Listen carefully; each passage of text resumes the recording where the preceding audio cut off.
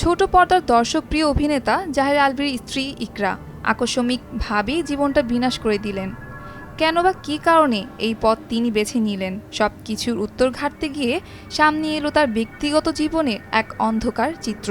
ইকরার এই বিদায় কেবল সাধারণ মৃত্যু হিসেবে দেখছেন না নেটিজেনরা। নেটিজেনদের ধারণা, দাম্পত্য কলহ এবং আলভীর সহশিল্পী তিথির সঙ্গে ঘনিষ্ঠতার গুঞ্জনই ইকরাকে এই চরম পথে ঠেলে দিয়েছে। ঘটনার কয়েকদিন আগে জাহের আলভী সামাজিক যোগাযোগ মাধ্যমে একটি পোস্টে লিখেছিলেন, ভুল করলে মাফ মিলে, কিন্তু মুক্তি মেলে না।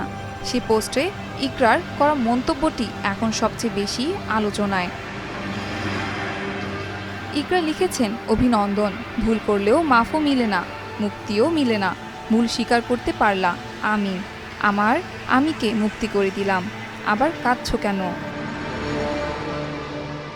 জাহের আলভী ও অভিনেত্রী ইফফাত আরা তিথির ঘনিষ্ঠতার গুঞ্জন নতুন নয়।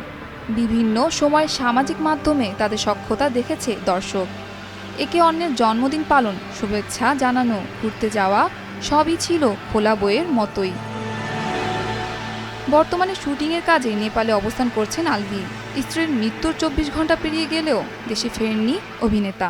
স্ত্রীর মৃত্যুর খবর নিশ্চিত করে সামাজিক মাধ্যমে দেয়া এক পোস্টে আলভী জানিয়েছেন, তিনি বুঝতে পারছেন না ইকরা কেন এমন সিদ্ধান্ত নিয়েছে। সেই মুহূর্তে তিনি কথা বলার মানসিক অবস্থায় ছিলেন না বলেও দাবি করেন।